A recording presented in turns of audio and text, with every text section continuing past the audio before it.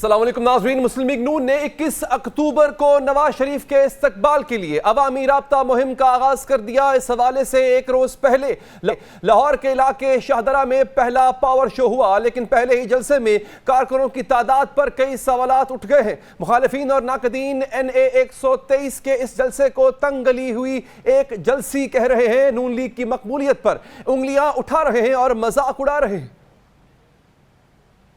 सवाल यह है कि क्या वाकई नून लीग को लाहौर जैसे अपने गढ़ में जलसा करना मुश्किल हो गया है और नून लीग की क्राउड पुलर समझी जाने वाली मरियम नवाज का सहर टूट गया है। यह भी खबरें हैं कि नवाज शरीफ ने शाहदरा कन्वेंशन पर तहफ़्फ़ुज़ात और नाराजगी का इज़हार किया, जबकि मरियम नवाज शरीफ भी कारकुनों की इंतहाई कम तादाद पर नाला हैं। न्यूज़ के मुताबिक मुस्लिम लीग नून के सीनियर रहनुमाओं ने नवाज शरीफ को जलसे से मुतालिक रिपोर्ट भी पेश कर दी है, जिसमें एतराफ़ किया गया है कि लाहौर में मुस्लिम लीग नून का जलसा एक मरतबा फिर तवक्को से हल्का हुआ है। रिपोर्ट के मुताबिक मरियम नवाज ने भी शाहदरा जलसे में कारकुनों की कम तादाद पर साबिक MNA मलिक रियाज से बरहमी का इज़हार किया। रिपोर्ट में इंकशाफ किया गया कि शाहदरा में लीगी कारकुनों को जलसे की भरपूर दावत भी नहीं दी गई थी। रिपोर्ट में यह भी एतराफ़ किया गया कि हल्के में गैर मामूली तरक्याती फंड्स दिए जाने के बावजूद अवामी ताकत में नाकामी का सामना करना पड़ा। नवाज शरीफ के इस्तकबाल के लिए अवामी राबता मुहिम में मुश्किलात का अंदाजा इस बात से भी लगाया जा सकता है कि नून लीग ने 21 अक्टूबर के लिए एक मोबाइल ऐप भी तैयार कर ली है, जो बताएगी कि बंदा घर में है या फिर जलसा गाह में। यानी नवाज शरीफ के इस्तकबाल के लिए कारकुन लाने वाले लीगी रहनुमाओं की कड़ी निगरानी होगी। ये नंबर जब हमारे पास आ जाएंगे, फ़ोन नंबर क्यों, तो वो एक ऐप हमने तैयार करवाई है, उसके ज़रिए से हमें उस दिन पता होगा कि ये लोग कहाँ हैं।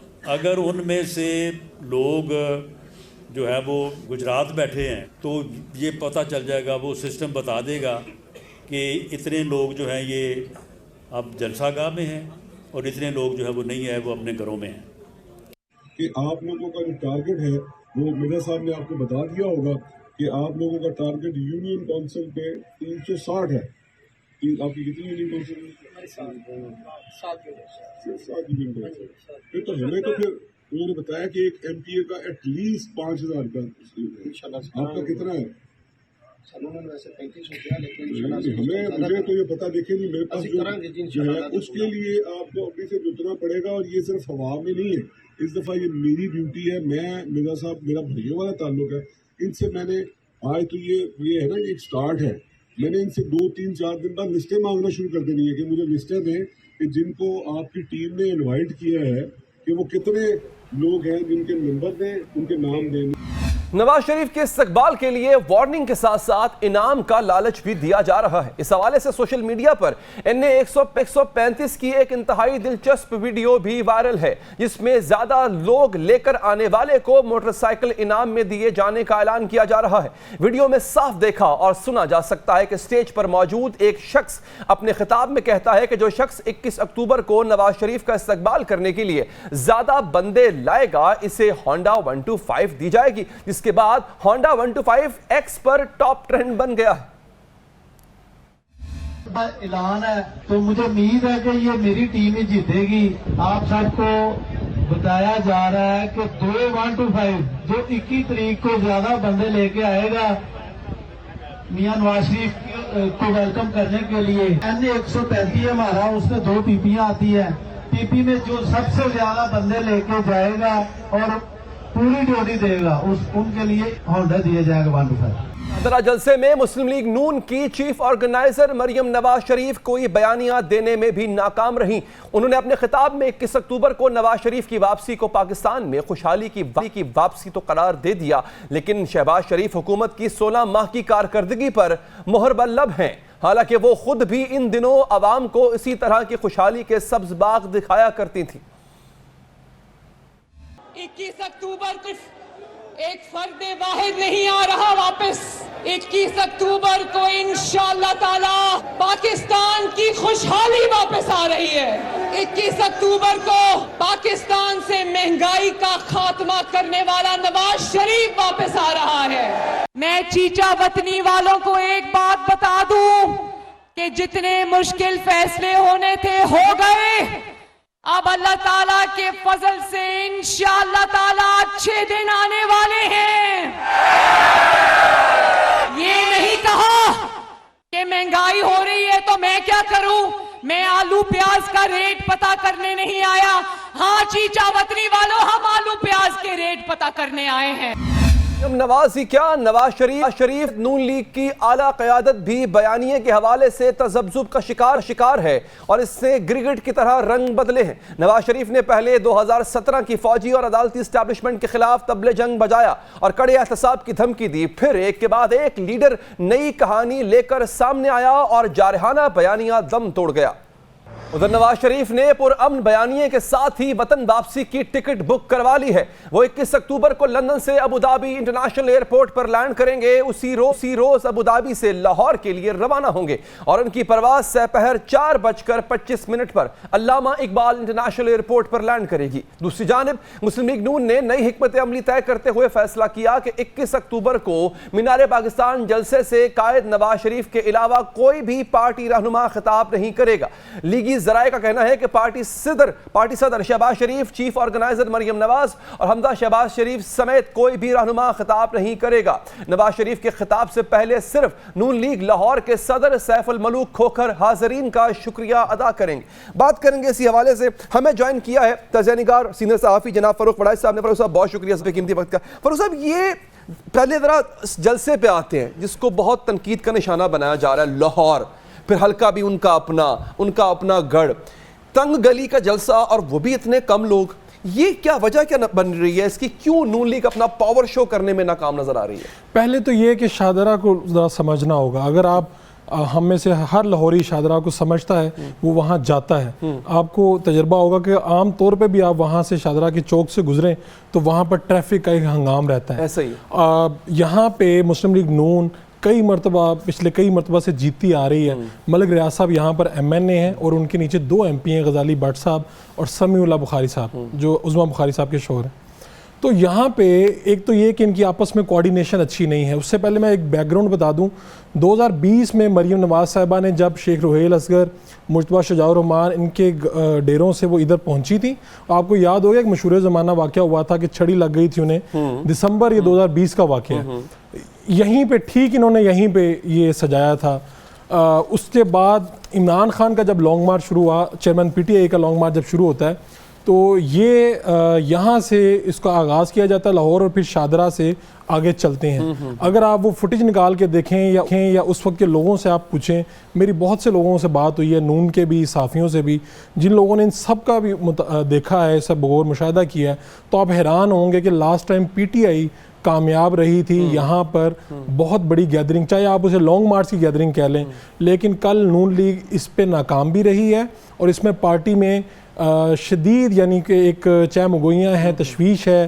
ख़ास तौर पे मुझे ऐसा लगता है कि जैसे या तो नीचे वाली रुकने सूबाई असम्बली या खुद मलिक रियाज साहब की जो टिकट है वो ख़तरे में पड़ गई है। अच्छा, जो हीट आ रही है। अहम पॉइंट है वड़ाइच साहब, देखें आपने बिल्कुल सही पॉइंट आउट किया। यूँ कह लें कि निचले लेवल पे इंतज़ामी फेलियर है, लेकिन देखना ये होगा मुकाबला इनका उस जमात या उस शख्सियत से है जहाँ पे अगर इंतज़ामी ढांचा उसका ना भी हो तब भी उसके नाम पे लोग निकलते नज़र आ रहे हैं। मियाँ साहब के तो नाम पे लोग निकलने चाहिए थे, चे जाए के शाहदरा के लोग लाहौर के मज़ाफ़ात और इर्द गिर्द के इलाकों से, बल्कि सेंट्रल लाहौर से भी लोग जाने चाहिए थे, क्योंकि मरियम साहिबा जो है वो आफ्टर अ लॉन्ग टाइम वो लाहौर में जलसा कर रही हैं। तो इसका मतलब ये तो नहीं कि लीडरशिप तक की लेवल को रिजेक्ट किया अवाम ने। अभी फ़िलहाल तो यही नज़र आता है, इसकी वजूहात कुछ भी हों, लेकिन बज़ाहिर तो अब यही कहा जाएगा, यही पढ़ा जाएगा, यही लिखा जाएगा। मैंने लाहौर में कल ही लाहौर में मुख्तलिफ इलाकों में जाके सर्वे भी किया है, लोगों से बात भी की है कि क्या आप नवाज शरीफ साहब के आने पे एक्साइटेड हैं, पुरजोश हैं। लाहौरी इस पे पहले बड़े खुल के बात करते होते थे। अच्छा। लेकिन मुझे लगा है कि इस मरतबा मिजाज बदला है। 16 माह या अगर आप ये 20 माह आप कर लें इसे, तो इन सालों में, इन महीनों में लोगों की जो महंगाई की वजह से, बिजली के बिलों की वजह से जो एक हालत बदली है, तो वो इस वक्त ओवरऑल एक मायूसी है। और मेरा ये ख्याल है कि इस वक्त यही वजह है कि नून को ओवरऑल हर जगह से टफ टाइम का सामना है।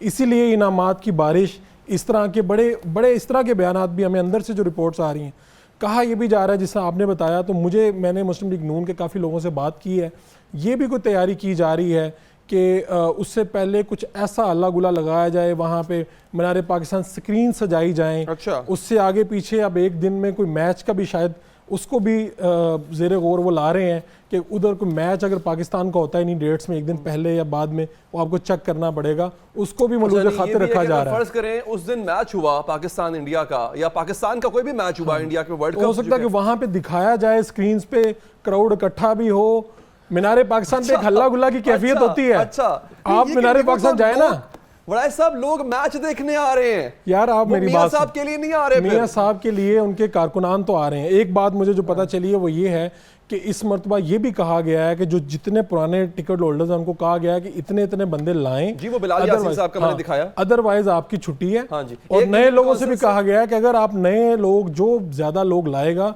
उस हल्के से उसका टिकट कंफर्म किया जाएगा। ये बिल्कुल आप अगर याद करें तो खान साहब वाली धमकियां जो कहते थे कि जो अपने सही रैलियां नहीं ना की उससे पहले तो घर बिठा दूंगा, एग्जैक्टली इस मरतबा मैंने देखा, वरना नून कभी इस तरह से रिएक्ट नहीं करती थी। इस मरतबा लोगों को बाहर निकालना, चार्ज करना, और ख़ास तौर पे इस वक्त सर्वाइवल का मसला ये है कि जो चाहते हैं कि नवाज शरीफ साहब आ जाएं वो इस दिन को देखेंगे 21 अक्टूबर को।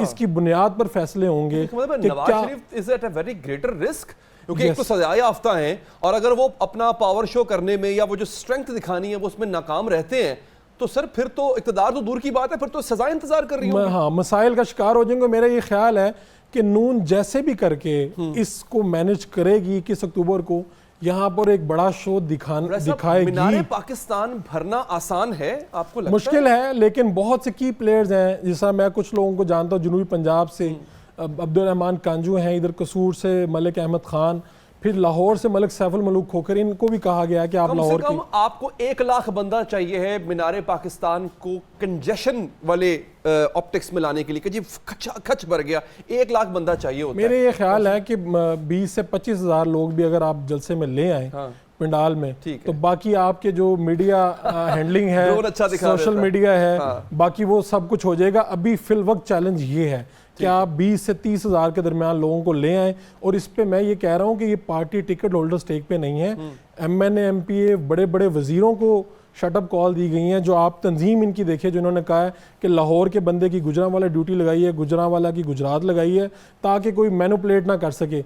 एक दूसरे के एक बंदे गिनने की पूरी तैयारी की गई है। बड़ा साहब पहले तो बहुत शुक्रिया आपका। अगर वो नाकाम हो जाते हैं तो फिर तो मियां साहब भी नाकाम है, फिर टिकट मिले ना मिले उनको मैं यही कहा ना कि मियां साहब का मसला है। असल मसला उनका कि उनकी सियासी जो जिंदगी है, सियासी करियर है, वो आगे बढ़ेगा या वहीं रुक जाएगा। बिल्कुल ठीक। बड़ा साहब बहुत बहुत शुक्रिया सर, आपने प्रोग्राम के लिए वक्त निकाला। एक वक्फा लेते। हमारे मुल्क की मईशत अब लग रहा है शायद कुछ संभल रही है, क्योंकि कुछ अशारिये ऐसे हैं जो मुस्बत रिपोर्ट दे रहे हैं। इस पर बात करेंगे वक्फे के बाद। ब्रेक के बाद हाज़िर नाज़रीन, मुल्क की माशी फॉल्ट लाइंस की बज़ाहिर न सिर्फ निशानदही कर ली गई है, बल्कि इन्हें दुरुस्त करने का अमल भी शुरू कर दिया गया। स्मगलिंग में अगर कोई ताकतवर भी मुलव्विस है तो अब वो कटहरे में आएगा। आर्मी चीफ ने वाज़ेह कर दिया है कि स्मगलिंग में अगर कोई अहलकार भी मुलव्विस हुआ तो इसका कोर्ट मार्शल भी होगा और इसे जेल भी भेजा जाएगा। तो सिक्योरिटी फोर्सेस के वहाँ पर चेक पोस्ट और वो हैं, उसके लिए तो मैंने आपको बताया कि अब हमने जॉइंट चेक पोस्ट किए, और ये बात आपकी बहुत हद तक दुरुस्त है, 100% दुरुस्त है कि अगर मैं ये कह दूं स्ट्रेट अवे कि नहीं जी उनकी तो कोई इन्वॉल्वमेंट ही नहीं थी, तो ये मुनासिब नहीं है, क्योंकि ये स्मगलिंग जितनी भी हुई है ये कोई ऊँटों पे नहीं हुई है। ये स्मगलिंग जो है वो ट्रकों पे हो रही थी, और उसमें जो भी लोग थे, क्योंकि पाकिस्तान की फ़ौज के जो आर्मी चीफ़ हैं उन्होंने बड़ा क्लियर कट अपने लोगों को कह दिया है। मैं उस मीटिंग का हिस्सा था जिसमें बड़ी वाज़ेह डायरेक्शन थी कि न सिर्फ कोर्ट मार्शल होंगे, बल्कि वो लोग जो इस तरह के प्रैक्टिसेस में इन्वॉल्व होंगे उनको जेल भी भेजा जाए। टैक्स नादहिंदगान के खिलाफ भी कार्रवाइयां की गई। FBR की बराह रास्त टैक्स वसूलियां 43% बढ़ चुकी हैं। हुकूमत डॉलर माफिया पर भी तगड़ा हाथ डाल चुकी है और नतीजा ये निकला है कि रुपए की कदर मुसलसल मुस्तहकम होती जा रही है। इस वक्त डॉलर इंटरबैंक में 287 रुपए तक का मिल रहा है। डॉलर की बड़ी स्प्रेड थी, और आपने देखा है कि सिर्फ ये कुछ मेजर्स करने से अल्लाह के फजलो करम से डॉलर जो है वो बहुत हद तक नीचे आया है। हमारी ये एफर्ट होगी जो डॉलर की जेन्युइन कीमत है हम उस तक जाएं, उस तक पहुंचे, जो नज़दीक है अब उससे दूर नहीं है। इसमें जो हमें अभी तक हुआ है उसमें हमने 168 FIRs जो हैं वो दर्ज कर चुके हैं हम, और कोर्ट ऑफ लॉ में हम उनको पेश करेंगे जो लोग ये हवाला हुंडी के हवाले से या डॉलर की स्मगलिंग में इन्वॉल्व थे। उसमें जो 658 मिलियन रुपीस की बरामदगी भी ग्राउंड पे हो चुकी है। लेकिन इसके साथ साथ अभी भी बहुत से चैलेंजेस हैं जिनसे हुकूमत को निपटना है। ये खबरें भी आई हैं कि डॉलर्स माफिया ने कराची में 5 करोड़ अमेरिकी डॉलर से ज्यादा रकम अपने घरों में छुपा रखी है। घरों में छुपे ये डॉलर्स मार्केट में लाना हुकूमत के लिए एक अहम चैलेंज होगा। बढ़ती महंगाई अभी भी हुकूमत के लिए सबसे बड़ा चैलेंज है, क्योंकि डॉलर की कदर काबू में आने के बावजूद महंगाई काबू में नहीं आ रही। इदारा शुमारियात की रिपोर्ट में बताया गया है कि सितंबर में महंगाई 2% बढ़ी।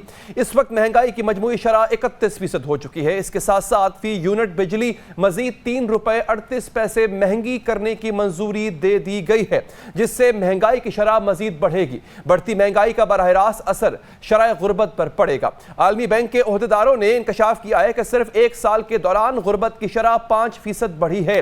गुर्बत की जो शरह 34% थी वो 39% हो चुकी है। इस वक्त 1 करोड़ 25 लाख पाकिस्तानी खते गुर्बत से नीचे जिंदगी गुजार रहे हैं और ऐसे लोगों की तादाद 9.5 करोड़ हो चुकी है, जिनकी रोजाना आमदनी 950 रुपए से भी कम है। जबकि माहिर मईशत हफीज पाशा तो ये तादाद 11 करोड़ बताते हैं। लेकिन क्या इस वक्त मुल्क को सिर्फ यही चैलेंजेस दरपेश हैं और जो इकदाम उठाए जा रहे हैं क्या यही काफ़ी हैं? क्योंकि इन इकदाम से कुछ चीज़ों में तो ठहराव आया है, लेकिन ना गुर्बत कम हुई है और ना ही महंगाई। पूछेंगे, हमारे साथ मौजूद हैं माहिर मईशत डॉक्टर शाहिद हसन सिद्दीकी साहब। सिद्दीकी साहब, बहुत बहुत शुक्रिया सर, आपने प्रोग्राम के लिए वक्त निकाला। सिद्दीकी साहब, ये बताइएगा कि क्या ये इकदाम, जैसे खासतौर पर स्मगलिंग है, उससे डॉलर कंट्रोल हो गया, क्या हमारी इकोनॉमिक फॉल्ट लाइन यही है कि हम डॉलर को कंट्रोल कर लें, स्मगलिंग कंट्रोल कर लें, ज़ख़ीरा अंदोज़ी को रोक लें? क्या ये सब करने से जो असल बहरान है वो थम जाएगा सर? देखिए, पहली बात तो ये होती है कि जो कुछ आदाद शुमार ये बता रहे हैं कि 2810 बिलियन लीटर तेल स्मगल हो रहा था, तो ये स्मगल जो है वो जाहिर बात है कि कोई जेब में रख के तो नहीं हो रहा था। इसी तरह से ट्रकों के ज़रिए माल अफगानिस्तान जा रहा था।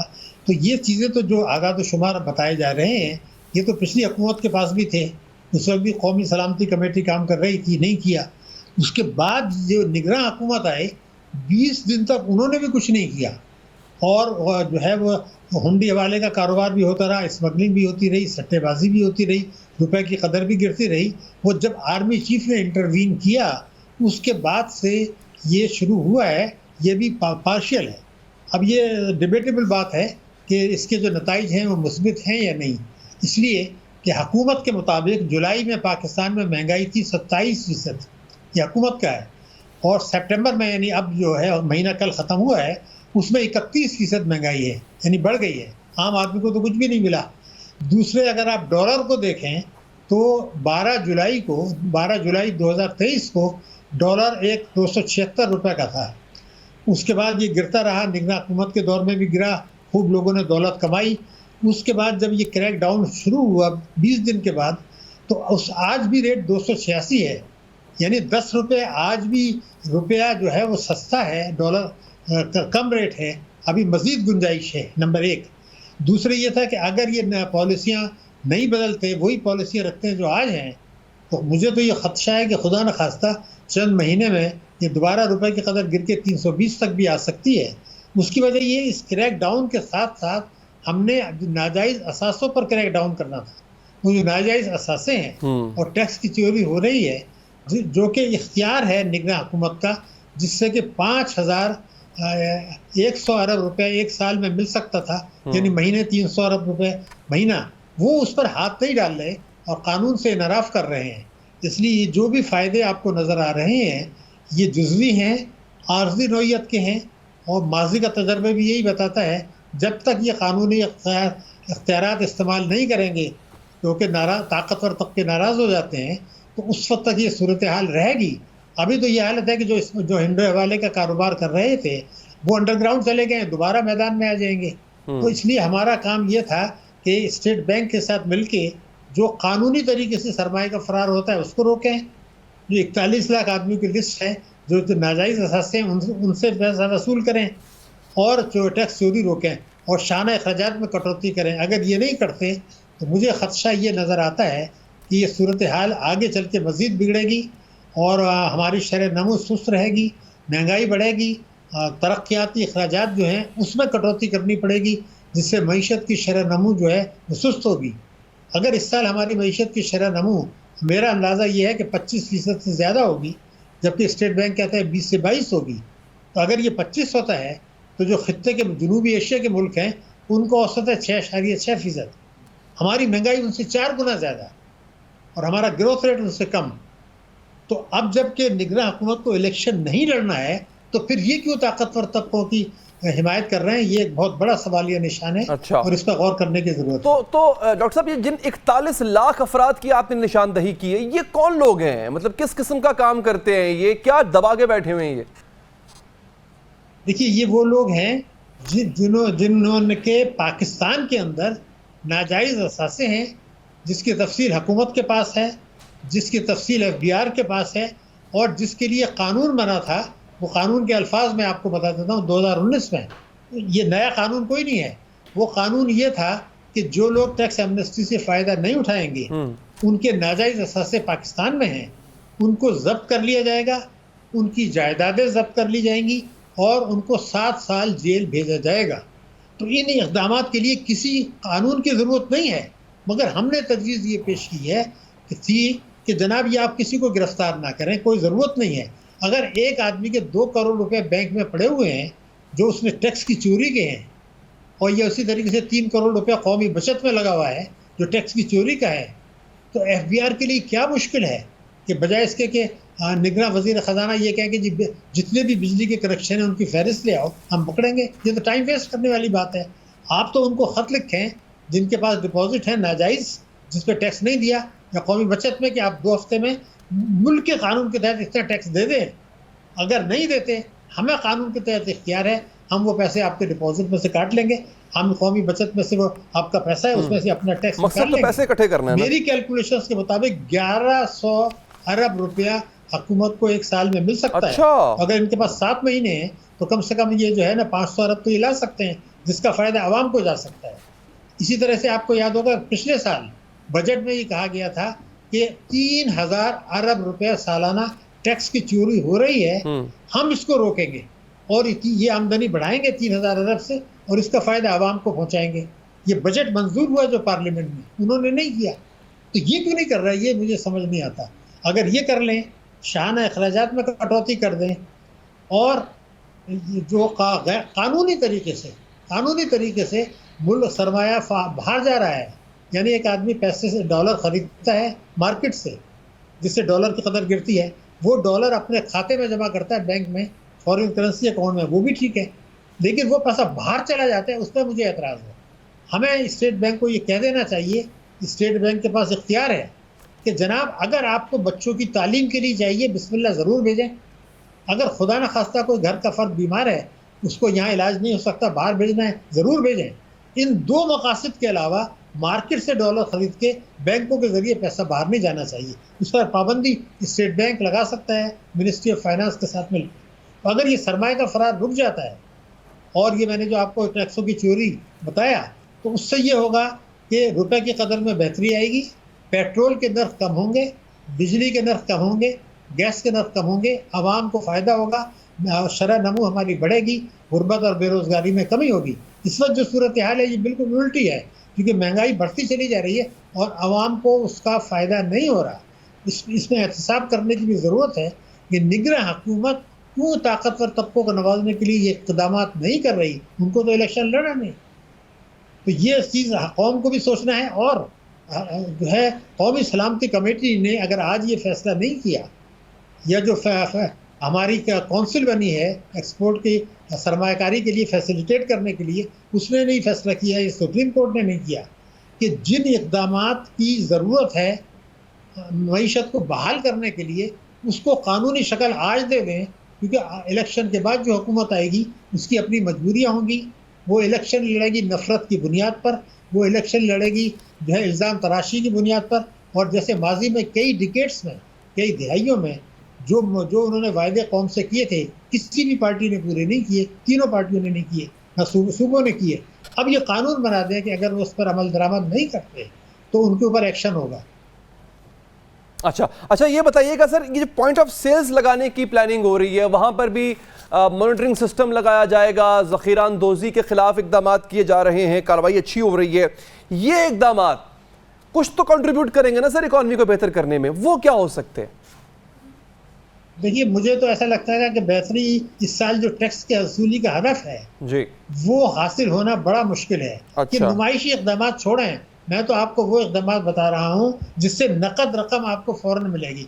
यानी देखिए, ये केयर टेकर्स हैं, ये मुंतखब हुकूमत नहीं है, इनको मनसूबाबंदी नहीं करनी चाहिए, इनको तो एक्शन लेना चाहिए डेली की बुनियाद पर।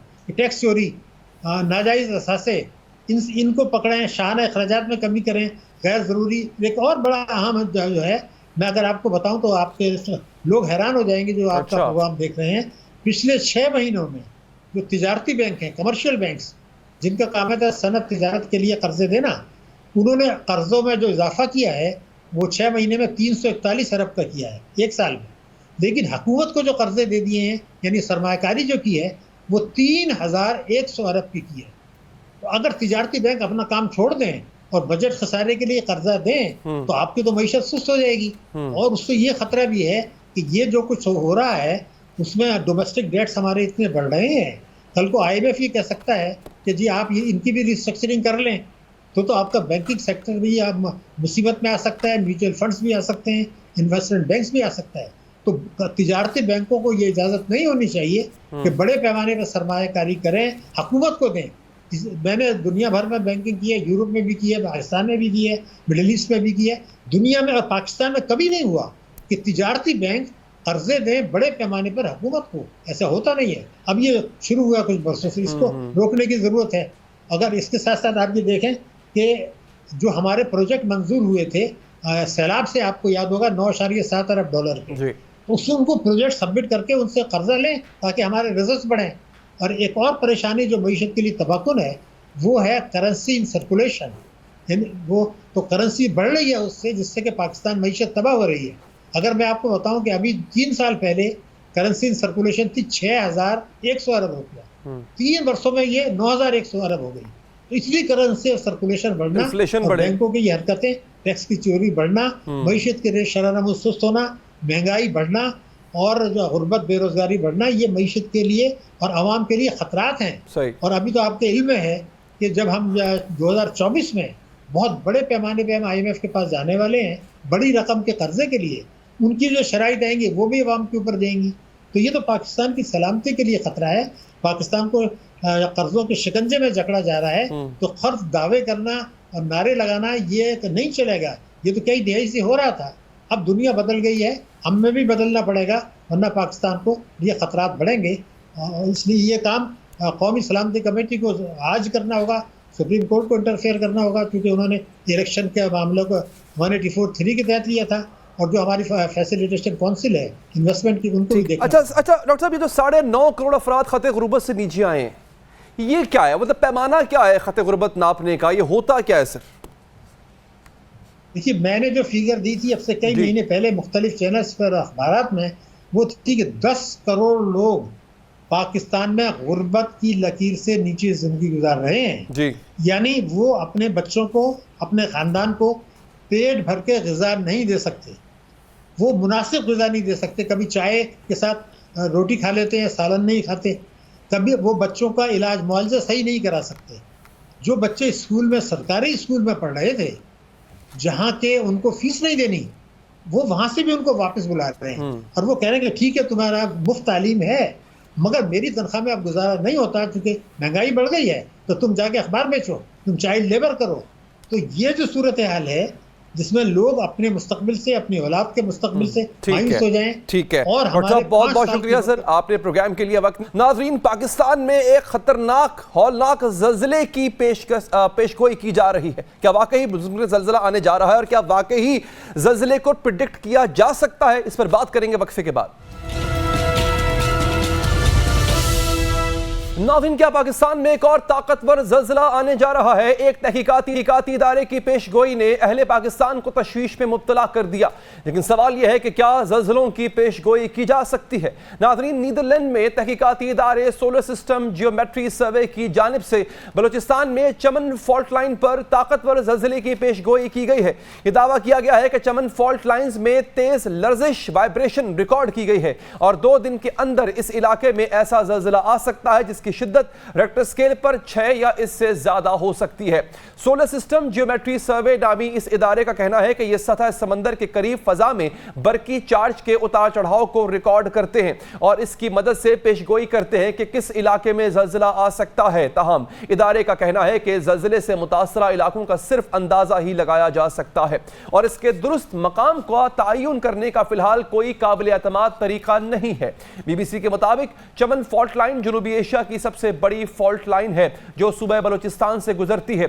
इसकी हद में पाकिस्तान के साथ साथ अफगानिस्तान का भी इलाका आता है। फॉल्ट लाइन का मतलब है ज़ेरे ज़मीन प्लेट्स का टूटकर मुख्तलिफ हिस्सों में तकसीम हो जाना।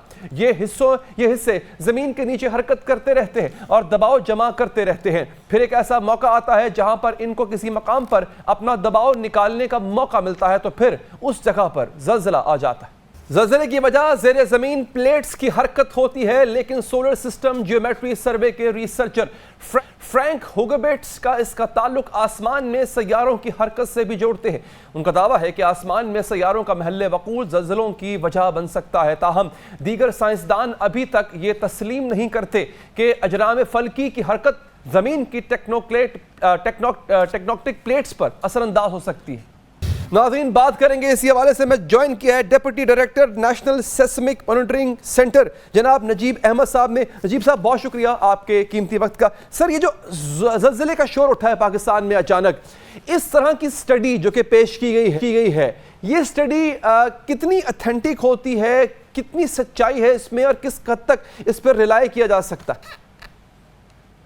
असल में जी ये एक असेसमेंट है जो इंडिविजुअल बेस्ड पे की गई है और ये जो है, लेकिन ये है कि हमारे पास 8 से ज़्यादा स्टेशन पूरे बलूचिस्तान में मौजूद हैं जो 24 घंटे हम अर्थक्वेक की मॉनिटरिंग करते हैं और उनका डाटा जो है वो हमारे पास इस्लामाबाद में रिसीव होता है। तो हमने हर जगह वहाँ पे इक्विपमेंट भी लगाया हुआ है, इसके अलावा कोस्टल एरियाज़ पे GPS वगैरह भी लगाए हुए हैं। लेकिन अर्थक्वेक की प्रेडिक्शन जो है वो और शॉर्ट टर्म प्रेडिक्शन जैसे इन्होंने कही है, ये पॉसिबल ही नहीं है क्योंकि इतने कम वक्त में एक अर्थक्वेक को आप प्रेडिक्ट नहीं कर सकते। हमें नहीं पता आधे घंटे बाद यही अर्थक्वेक आधे घंटे बाद आ जाए, घंटे बाद आ जाए, इसकी प्रेडिक्शन नहीं की जा सकती। और जहाँ तक उन्होंने ये चमन फॉल्ट की बात की है, तो ये जो चमन फॉल्ट है ये तो वर्ल्ड फेमस फॉल्ट है। यहाँ पर अर्थक्वेक पहले भी आते रहे हैं और मतलब है हो सकता है फ्यूचर में भी आते रहें क्योंकि वहाँ पे अर्थक्वेक्स आते हैं 4 मैग्नीट्यूड के भी आते हैं, 5 के भी आते हैं, 6 के भी हिस्ट्री में है, लेकिन ये कि उसको प्रिडिक्ट नहीं किया जा सकता कि वो कब आएगा। अच्छा, लेकिन सर जो इन्होंने डाटा शेयर किया है उसमें उन्होंने फ्लक्चुएशन बताई है। क्या इस फ्लक्चुएशन की बुनियाद पे ये अखज़ किया जा सकता है कि ज़लज़ला आएगा? क्योंकि ये तो बड़ी ख़तरनाक बात है, अगर हम इस पे ध्यान नहीं देते हैं, इसको हम रिबफ कर देते हैं और ज़लज़ला आ जाता है सर, तो फिर क्या?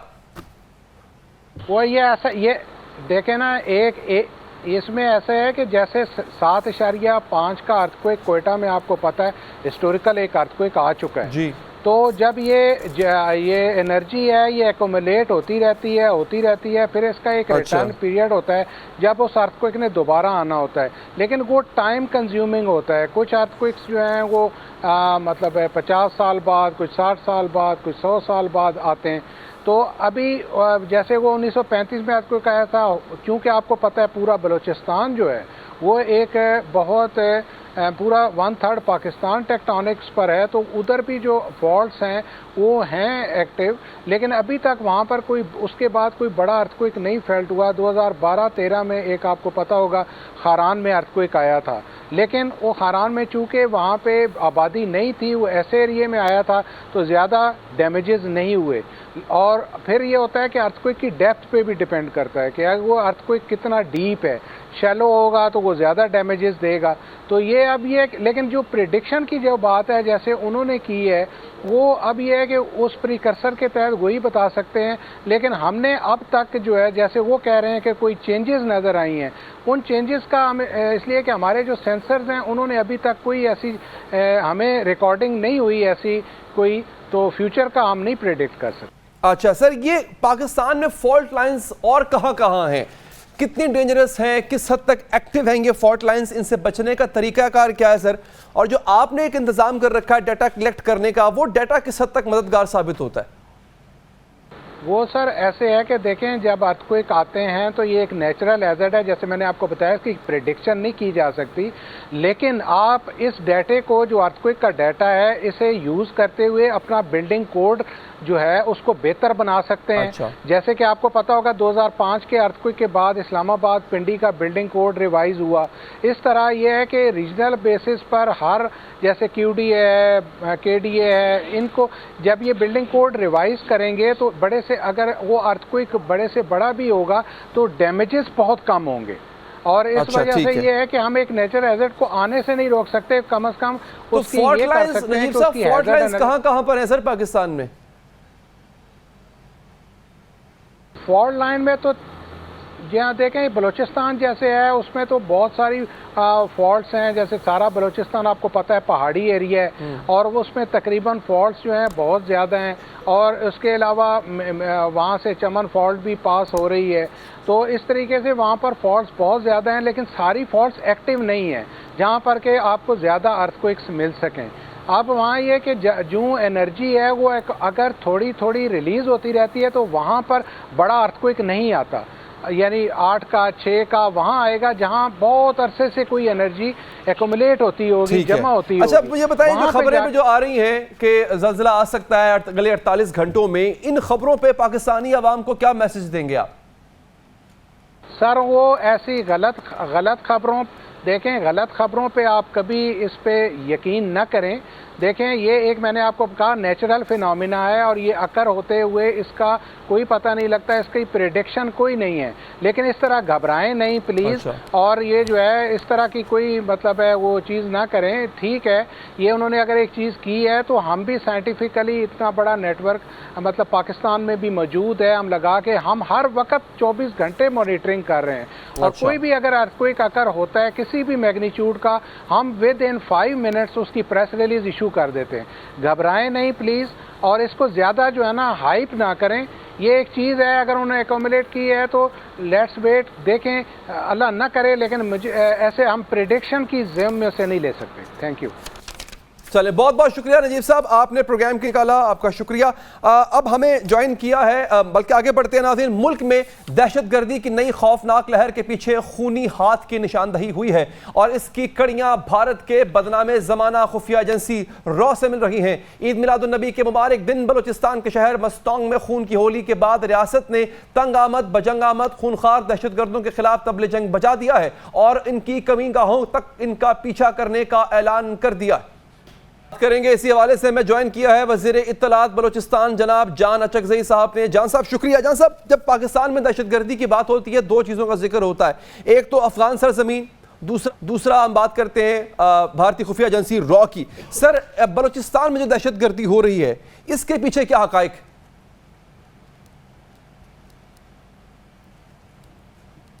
पाकिस्तान के बाकी हिस्सों में जो दहशतगर्दी की हर वक्त लहर आई है उसके पीछे एक मुनज़्ज़म सोच है, एक प्लान, एक स्ट्रेटजी है।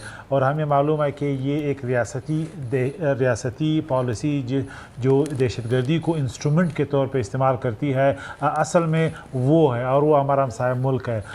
हमने बलूचिस्तान में कुलभूषण यादव का नेटवर्क जो है अनर्थ किया है, इसी तरह और बहुत से नेटवर्क्स हमारे सामने हैं। ये हमारे माज़ी करीब की मिसालें हैं।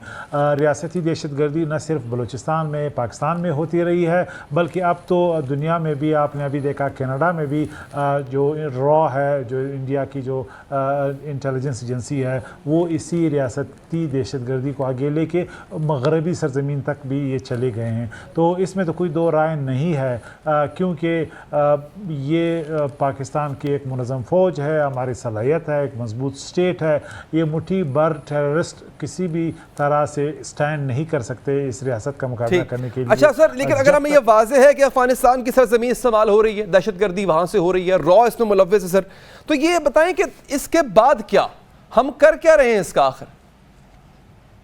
पहली बात ये कि जो काइनेटिक और टैक्टिकल डोमेन में जो रियासत ने करना है वो करना है, लाजमी बात है, उस पर मैं स्पेकुलेट नहीं कर सकता ना। जो भी इस हवाले से अगर मैं प्रीव्यू हूँ किसी भी इस तरह डिटेल्स के, वो मेरे डोमेन में नहीं है कि मैं उसके बारे में एक लफ्ज़ तक भी कहूँ। दूसरी बात ये कि ये मैं सिर्फ ये फ्लैग करना चाहता हूँ कि दहशतगर्दी के ख़िलाफ़ ये जो अभी हम वाक़यात देख रहे हैं वो मुनज़्ज़म तरीके से हो रहे हैं। जो आगे एक ऑपरेटिव जिसकी उम्र 16-17 साल है, वो एक ऑटोमेटिक यानी सिम्टम तो हो सकता है एक बहुत बड़े प्लानिंग और मनसूबाबंदी का, लेकिन वो हमारा जो है वो ये पूरा जो दहशतगर्दी के ख़िलाफ़ मुहिम है वो टारगेट नहीं हो सकता। इसके खिलाफ पीछे फाइनेंशियर है, नेटवर्किंग है, लॉजिस्टिक्स है और सेंचुरी है। और ये बताएं तो अभी तक बलूचिस्तान में सर एपेक्स कमेटी के कितने इजलास हो चुके हैं? दहशतगर्दी के खिलाफ जो आप ऑपरेशन कर रहे हैं उसकी सूरत हाल क्या है सर? पहली बात ये कि हमने तकरीबन 1 महीना हुआ है, हमने टेक ओवर किया है as a caretaker government, और अल्हम्दुलिल्लाह जो फेडरल गवर्नमेंट का, प्राइम मिनिस्टर का, जो आर्मी चीफ का विज़न है वो हमारी हुकूमत ने हमारे चीफ मिनिस्टर के निगरानी में और लीडरशिप में हमने फुलफिल किया है। चाहे वो करेंसी स्मगलिंग के ख़िलाफ़ इक़दाम हों, चाहे वो यूरिया और शुगर के ख़िलाफ़ इक़दाम हों, चाहे वो ईरानी डीज़ल के ख़िलाफ़ इक़दाम हों। और आप देख रहे हैं कि हमारी इन्हीं कोशिशों की वजह से अल्हम्दुलिल्लाह बाकी जो सिक्योरिटी इदारे हैं जिन्होंने KPK में ईरान अफगान बॉर्डर पे सर आपने बाढ़ लगाई, उस स्टेटस है वो मुकम्मल हो गई है? पेट्रोलिंग जो आप करते हैं वहां पे वो कुछ करामत साबित हो रही है?